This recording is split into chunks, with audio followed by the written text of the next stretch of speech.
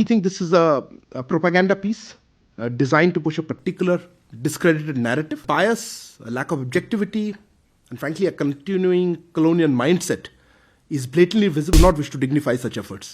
Well, BBC is known for it has got its own goodwill and credibility. It is not the North Korean channel, and BBC is worldwide known, and they have made they have taken witnesses from this Gujarat, and they have come out with this report. If they are true to their senses, if they are true to their heart, there should be a thorough inquiry into this, further inquiry, or then we will come to a conclusion. वो document देखा नहीं हूँ, लेकिन मुझे पता चला है कि वो डॉक्यूमेंट को विड्रॉ कर लिए हैं। मुझे देखने की उत्सुकता, जब देखूंगा तब उसके बारे में क्या लगा है। चुनाव का दौरा है, लोग एक दूसरे के ऊपर में इल्ज़ाम लगाएंगे।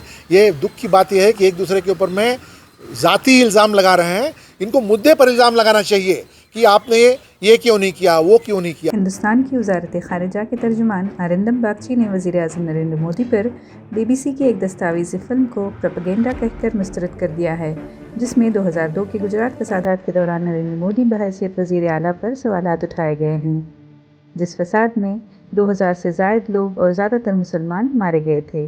ये तशद्दुद हिंदू पिलग्रिम्स की ट्रेन में आग लगने के बाद 59 लोगों की मौत के बाद खूब पड़ा था।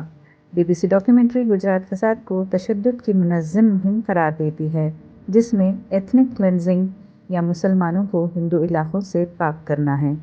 इंक्वायरी टीम ने दावा किया है कि मोदी ने पुलिस को तशद्दुद पर काबू पाने से बाज रखा और ख़ास तौर पर हुक्काम को मुदाखलत न करने का हुक्म दिया था।